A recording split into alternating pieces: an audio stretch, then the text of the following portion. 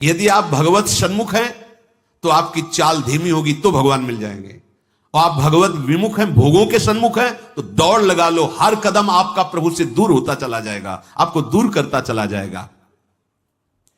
यही भेद उपासक नहीं समझ पाता और पूरा जीवन लगा देता है। बहुत ध्यान देने का विषय कि आप समझते हैं परमार्थ के पथिक अपने को, और चाल है भोगों की तरफ, तो हर कदम आपको प्रभु से दूर करता गया, और आप कर रहे 50 वर्ष से मैं चल रहा हूं लेकिन मंजिल नहीं मिली, क्योंकि मंजिल की तरफ आपका मुख ही नहीं था। आपका मुख था मंजिल के विपरीत, जो प्रतिकूल से वर्जनम स्थिति होनी चाहिए, वहां अपने अनुकूलता देखी और चल पड़े भोगों की तरफ, तो फिर क्या होगा? आप यही को कहते हैं आकर कि 20 वर्ष से मैं साधन में हूं। क्या साधन में हो? बहुत दौड़ने वाले हो, बहुत दौड़ाक हो, लेकिन विपरीत दौड़ रहे तो फायदा क्या हुआ? अरे धीमी भी चाल हो लेकिन अनुकूल चाल हो तो मंजिल पास है, दूर नहीं है। ये बहुत समझने की बात, बहुत समझने की बात। यही गलती हमसे होती है। महापुरुषों द्वारा स्वादनीय शास्त्र जिसकी जय घोष करता है, ऐसे नाम का अपमान कर रहे हो। तुम्हारे कदम किधर है? किधर है कदम तुम्हारे? तुम्हारी चाल किधर है? पहले देखो ना। अरे सन्मुख होए जीव मोहि जमहि, जन्म कोट यज्ञ नाश होते। मेरे प्रभु कहते हैं करोड़ों जन्म के पाप उसी क्षण नष्ट कर देता हूं जब सन्मुख होते। सन्मुखता का मतलब समझो, अंदर ही अंदर भोगों को विश्राम मान रहे हो, भोगों को सुख मान रहे हो, मान प्रतिष्ठा को जीवन का लाभ मान रहे हो, तो आपके सम्मुख कौन है? प्रभु हैं या मान प्रतिष्ठा है या भोग है या संसार है? क्या वेश रख लेना प्रभु की सन्मुखता होती है? क्या उद्देश्य क्या है तुम्हारा? उद्देश्य सन्मुखता होती है। उद्देश्य बहुत बार कहा है, उद्देश्य को आप ठीक कर लीजिए। जब तुम प्रभु के सन्मुख होगे तो तुम देखना तुम्हारा उत्साह बढ़ेगा। ज्यों ज्यों तुम्हारा प्रभु सन्मुख होकर कदम बढ़ेगा तो तुम्हारे अंदर अद्भुत आनंद, अद्भुत उत्साह, अद्भुत उत्कंठा और एक दिव्य शक्ति, यह भी बात, एक दिव्य शक्ति तुम्हारे अंदर, देवी संपदा बढ़ने लगेगी, एक अलौकिक शांति रहेगी, दुख सुख में एक समानता का भाव आ जाएगा। कोई भी भोग तुम्हें प्रिय नहीं लगेगा। नहीं खान पान ते भावे है, नहीं कोमल वसन सुहावे है, सब विषय लगे ते खारा है, हरि आशिक का मग न्यारा है। संत जन देखते ही ऐसे लगेंगे जैसे स्नेह संबंधी जन मिलते हैं। अच्छा, ऐसे संतों को देखते ही मन नाच पड़ेगा। आज तो हो भाग्य भगवत सन्मुख का, आज तो हो भाग्य, हमें साधु समागम मिला, हमें संत जन मिले। तुम्हारी विलक्षणी एक स्थिति होगी, कोई भी द्वंद्व तुम्हें स्पर्श नहीं कर पाएगा।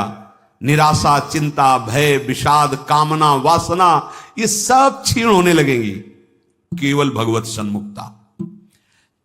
जब तक तुम भगवान की तरफ पीठ किए हो और संसार भोगों की तरफ मुख किए हो तो तुम कुछ भी कर लो, तुम्हें सुख शांति मिलने वाली नहीं। जितना जितना तुम भोग संग्रह, धन वैभव एकत्रित करोगे, उतना ही अशांत और चिंतित और शोकित होते जाओगे। ये महापुरुषों की बात है, देख लो अपने हृदयों को। जितना तुम भोगों की तरफ बढ़ोगे, परिणाम में ये दोष तुम्हारे अंदर आएंगे। जैसे भगवत सन्मुखता, तो कैसे जाने भगवत सन्मुख है? तो बोले जो ही तुम भगवत सन्मुख होगे तो तुम्हारा एक एक क्षण नवीन उत्साह, नवीन उत्कंठा, दिव्य शक्ति और दैवी संपदा, शांति, समता, वैराग्य, प्रेम और संतों को देखकर अपार सुख, ऐसा ये भगवत सन्मुखता का लक्षण। अब यहां बता रहे, चाहे जितना तुम धन वैभव भोग एकत्रित कर लो, भगवत विमुख हो तुम्हें कभी सुख शांति नहीं मिल सकती। भगवत विमुख का लक्षण क्या है? भय, विषाद, चिंता, राग, द्वेष, वैर, अशांति, द्रोह, दंभ, पाखंड, परिग्रह, हिंसा, कामना, वासना, ममता, दुर्गुण, दुर्विचार, भयानक दुख, ये भगवत विमुख के लक्षण है। जो भगवत सन्मुख होता है एक भी उनके हृदय में नहीं होते। ये जाचो अंदर जाचो। भगवत विमुक्ता का लक्षण, मूल लक्षण भोगों में सुख है, इसी में सारे दोष बैठे हुए हैं। और जहां भगवत सन्मुख हुए ता तुम्हारा प्रतिपल नवीन उत्साह, नवीन उत्कंठा, दिव्य शक्ति, दैवी संपदा, शांति, क्षमता, वैराग्य, प्रेम, समस्त द्वंद्वों से छूट करके एक अद्भुत आनंद और संत समागम जीवन बन जाएगा। देखो राधा बाबा पूर्ण महापुरुष हैं, कोई उनको जानना थोड़ी साधन साध्य के विषय में, पर आपको ध्यान होगा जब ऋषिकेश में उनके गांठों में बहुत दर्द, वात रोग के कारण, तो वो अपने निजी जन से कह रहे थे भाई मुझे सत्संग में पहुंचा दो। वो सेवा करते करते शायद श्रमित हो गए होंगे या जो भी, तो उन्होंने बाबा की इस बात का सपोर्ट नहीं किया। बहुत बार कहने पर तो बाबा कहा कि आप ये जानते हो कि हम जा ही नहीं पाएंगे। उन्होंने कहा आप जा ही नहीं पाओगे क्योंकि आपकी गांठ। बोले ऐसा नहीं। फिर जो बाबा ने अंदर बात की, वो जो लिखा था कि भगवान श्री कृष्ण से प्रार्थना की कि प्रीतम मुझे इतनी सामर्थ्य केवल दे दो कि जहां से सत्संग सुनाई देता वहां तक मैं पहुंच जाऊं, और एक बांस डंडा उठाया और बाबा घसीटते हुए वहां गए। इस बात का बहुत प्रभाव पड़ा हृदय में कि इनको कोई साधन साध्य विषय अब जानकारी की आवश्यकता नहीं, पूर्ण महापुरुष हैं, संपूर्ण हैं, उनमें कोई भी, लेकिन ऐसे महापुरुष होते हुए सत्संग की इतनी प्रियता। वो देखो लिखा है साधु सम, एकदम आनंदित हो गए कि आज तो मुझे साधु समागम मिला। ये भगवत सन्मुख का लक्षण, विमुख का नहीं, भगवत सन्मुख का लक्षण। तो हम अपने को जबरदस्ती मुख मोड़ना होगा। अगर हम इसी जन्म में परम कल्याण चाहते हैं, इसी जन्म में सुख चाहते हैं, मुख मोड़ना हो। जबरदस्ती शब्द लिखा है, जबरदस्ती मोड़ना, हटो हटो। जैसे है ना कि अब जिस तुम कगार पे खड़े हो, भारी दरार पड़ गई है, जबरदस्ती हटो नहीं तो गिरने वाले हो, धारा में तुम बह जाओगे, डूब जाओगे। ऐसे ही तुम्हारी वही दशा है जैसे हरी हरी घास खा रहा है बकरा और बकरी से सहवास कर रहा है और बड़ा सुख का अनुभव कर रहा है, पर वो कसाईवाड़े में बंद है। वो ये नहीं जान रहा कि अब की नंबर हमारा आ रहा है गड़ासा चलने का, वो नहीं जान पा रहा है। इसी प्रकार आप खान पान, शौक, मौज मस्ती, परिवार, सांसारिक सुख भोग रहे हैं, पर आपको पता नहीं कि काल के कसाईवाड़े में है। मौत का गड़ासा वो बिल्कुल तैयार किए हुए है, बस समय की देरी है, नंबर आपका ही है। सावधान। इसीलिए करे जबरदस्ती भगवत सन्मुख करो अपने मन को, अपने तन को, अपनी वाणी को, अपनी चेष्टा को। कोई उपाय नहीं है बचने का। आपको दिखाई दे रहा क्या है, तो भयभीत कर रहे हैं, आप देख ही नहीं पा रहे हो, भय तो तांडव मचा रहा है। देख लो, ऐसे जरा सी भूमि हुई, हजारों लोग मकान के नीचे दब के मर गए। ऐसे जल में उफान आई, एक लहर आई, प्रांत का प्रांत नष्ट कर दिया। क्या क्या लीलाएं हो रही प्रकृति की, माया की। हमारा भी तो नंबर आएगा ना कोई तो आएगा, काल का रूप, कहीं ना कहीं कोई रोग, कोई घटना, कोई, और हम मस्त हैं जैसे बकरा हरी हरी घास खा रहा है, ऐसा उसको लग रहा है हम बड़े सुखी, ये पता नहीं अगला नंबर हमारा है। तुमको बिना सूचना दिए, बिना राय के तुम्हारी मृत्यु तुम्हारा नाश कर देगी। मृत्यु किसी से राय लेती क्या कि अब हमारी प्रार्थना स्वीकार करें, हम अपना काम शुरू करें, यदि आपकी आज्ञा हो? ऐसा नहीं होता। अगर ऐसा हो तो कोई तैयार नहीं होगा, कोई नहीं तैयार होगा। बिना आपको सूचना दिए, बिना आपकी राय के वो आपका नाश कर देगी मृत्यु। इसलिए वो सहसा आप पर आक्रमण करेगी, उसके पहले आप सावधान हो जाओ। अब वो कब करेगी कुछ पता नहीं है, इसलिए आपको अभी से, इसी सेकंड से सावधानी करनी है। क्या? एक एक वृत्ति को कृष्णाकार कर दो, प्रियालाल के चरणों में लगा दो। बुद्धिमान उपासक सावधान, तुम्हारी जन्म के साथ ही मृत्यु पैदा हो चुकी तुम्हारी। कितने अनुभवी महापुरुष कह रहे हैं सावधान, जब तुम्हारा जन्म हुआ था उसी समय तुम्हारी मृत्यु भी पैदा हो गई है। बस तुम्हारे साथ चल रही मृत्यु अवसर देख रही है, समय देख रही, जहां पूरा हुआ वो अपना काम कर देगी। इसलिए प्रतिक्षण तू मृत्यु की दृष्टि में है, शिकार बिल्कुल लक्ष्य पे है। मृत्यु का अंतिम स्पर्श तुम्हारा सर्वनाश कर देगा। शरीर, रुपया, पैसा, कामना, घर, मकान, पद, पदवी, सब। अतः तुम कुछ ऐसा करो जिससे मृत्यु शरीर पर प्रभाव पड़े, आप पर नहीं। आप कर्ता भोक्ता भाव में, इसलिए आप पर प्रभाव पड़ता है। वो क्या है? इस चक्र से सदा छूट जाने के लिए एकमात्र सब ग्रंथ, सब संतों, सब पंथ का निर्णय है सतत भगवत भजन, सतत भगवत चिंतन, प्रभु के आश्रित होकर प्रभु का भजन। एक छोटी सी वस्तु जब भाव में भरकर आप प्रभु को समर्पित करते हैं तो प्रभु से बहुत बड़ी मान लेते हैं। हमारे प्रभु का स्वभाव ऐसा है। पत्रम पुष्पम फलम तोयम ये में भक्ता प्रति। देखो नाशवान वस्तु है ना, अगर एक चुल्लू जल भगवद अर्पण कर दिया, भगवान उतने में प्रसन्न हो रहे हैं। एक तुलसी दल ले लिया, एक फूल ले लिया, कोई फल ले लिया, और भगवान भाव में भरकर कहते हैं अश्नामी, मैं उसे खा लेता हूं। जैसे फूल सूंघने की वस्तु है, पर भगवान कह मैं पा लेता हूं, पत्ता पा लेता हूं, जल पा लेता हूं, फल पा लेता हूं। पत्रम पुष्पम फलम तोयम ये में भक्त्या, भक्ति भाव से जो भक्त अर्पित कर देता है, भगवान कहते हैं मैं उसे पा लेता हूं, वो शाश्वत हो गई। दो प्रकार की बैंक है, एक मायाकृत बैंक, एक हरि बैंक। हरि बैंक में वही वस्तु जमा होती है जो त्वदीयम वस्तु गोविंदम तुभ्यमेव समर्पय से होता है। ध्यान रखना, आपके द्वारा दी हुई वस्तु आपको समर्पित है, ये हरि बैंक में जमा हो गया। अगर आप निष्काम भाव से करते तो भगवत प्राप्त हो जाएंगे, सकाम भाव से करते तो आपको बहुत आगे बढ़ करके मिलेगी। और यहां जो बैंक में मायाकृत जमा है, ये सब रद्द, शरीर छूटा, सब व्यर्थ गया।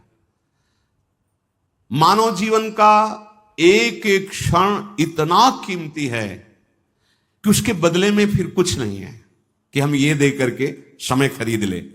तो ऐसे समय को केवल केवल महामहिमा में भगवान नाम स्मृति में लगाओ। सब चेष्टाएं हो रही, नाम जप कर रहे हैं, आपका बैंक बैलेंस बढ़ रहा है।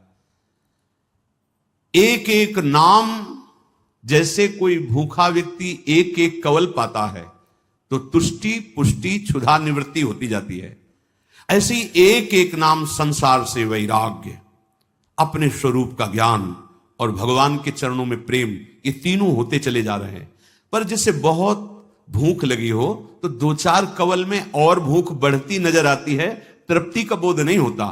आधे पेट होने के बाद फिर स्वाद और तृप्ति का अनुभव होने लगता है, फिर पूरा जब पेट भर जाता है तो कहना क्या है। ऐसे ही अभी हम थोड़ा भजन करते तो और जलन बढ़ रही है, यद्यपि वो संसार से वैराग्य, स्वरूप का ज्ञान और भगवत चरणारविंद में प्रेम, ये प्रारंभ हो गया है एक एक नाम से। पर जब आप 24 घंटे में कम से कम 12 घंटे का ऐसा अभ्यास बने कि हम भगवत स्मरण परायण, तो आधा पेट मानो हुए, फिर आपको स्वाद मिलने लगेगा, अनर्थ की निवृत्ति होते ही आनंद का स्फुरण होने लगेगा। पर एक एक नाम व्यर्थ नहीं जा रहा, गिनो या ना गिनो। किसी को भ्रम रहता अगर माला से गिनेंगे नहीं तो व्यर्थ चला जाएगा। अरे भाई, गिनना तो आपके मन को लगाने के लिए है, नाम तो अविनाशी है। राधा राधा बोला, नहीं गिनोगे तो फल नहीं मिलेगा क्या? कुछ लोगों को भ्रम होता है अगर गिना नहीं तो फिर वो संख्या ऐसे ही चली जाएगी, लिखा जाएगा नहीं। अरे गिनना केवल मन को लगाने के लिए है, नाम महामहिमा है, गिनो या ना गिनो। अब प्रेमी जन गिनने में नहीं रहते। हाँ, प्रेमी जन तो श्वास प्रश्वास अपने प्रीतम के नाम का वर्तमान में स्वाद ले रहे, उसका और कोई फल नहीं चाहिए। ये जिह्वा पे राधा राधा चल रहा है, हमें सब कुछ मिल गया, बस यही चलता रहे, हम भूलू ना। इतना स्वाद, इतनी महासुख की वृत्ति उदय होती है, सामने प्रियालाल हृदय आनंद की उफान में, जिह्वा पे नाम, अब उसे क्या चाहिए? जो क्षण चला गया वो लौट कर दोबारा तुम्हारे जीवन में नहीं आएगा, बहुत बड़ा घाटा। अगर खाली चला गया तो बहुत बड़ी हानि, बहुत बड़ा छिद्र, बहुत बड़ी दोष वृत्ति हो गई। जरा सा भगवत विस्मरण में अंतर, माया का प्रवेश। का हनुमंत विपति प्रभु सोई, जब तो सुमिरन भजन न होई। श्वास प्रश्वास लगातार भगवान नाम का अभ्यास, भगवत स्मृति, कहीं भी जा रहे हो, कोई भी कार्य कर रहे हो, किसी से भी कोई व्यवहार कर रहे हो, अंदर ही अंदर स्मरण, प्रभु का स्मरण न छूटने पावे। लाभ हरिवंश के नाम उच्चारण, लाभ इससे बड़ा कोई लाभ नहीं। राधा राधा हरि हरि, अगर नाम उच्चारण हो रहा अंदर, बहुत बड़ा लाभ मिल रहा है। 1 लाख रुपया 1 घंटे में कमा लिया और हरि को भूल गए, किस काम में आएगा? और 1 घंटे बाद शरीर छूट गया, 1 लाख रुपया कमा लिया है, हरि का नाम नहीं लिया तो आएगा क्या हाथ? और 1 घंटे लगातार नाम जप किया है, भले हमारे पास लौकिक वैभव नहीं है, लेकिन ना तो संताप होगा, न शोक होगा, न चिंता होगी, न भय होगा, एक आनंद, और वो अनंत काल के लिए बैंक में जमा हो गया अविनाशी नाम। ये हमारी समझ में क्यों नहीं आ रहा? लाखों रुपया इकट्ठा कर ली, चिंता है, शोक है, भय है, नाना प्रकार की वासनाएं जल रहे हैं, लाभ क्या मिला? नाम चल रहा है, माना कि आपके पास उतना ऐश्वर्य नहीं है, यथा लाभ संतोष, जितना प्रभु दिए सन, पर आपका हृदय प्रफुल्लित रहेगा, भरोसा बहुत बड़े स्वामी का है, और एक एक नाम आपका जमा हो रहा है। सदगुरुदेव भगवान एक दिन बोले थे, एक एक सेकंड का तुम्हारे हिसाब होगा। ऐसा नहीं कि तुम नाम जप कर रहे हो, उनके लिए जल रहे हो, कष्ट सह रहे हो, तो तुम्हें किसी को बताने की जरूरत है। एक एक सेकंड का हिसाब होगा और आप निहाल हो जाओगे।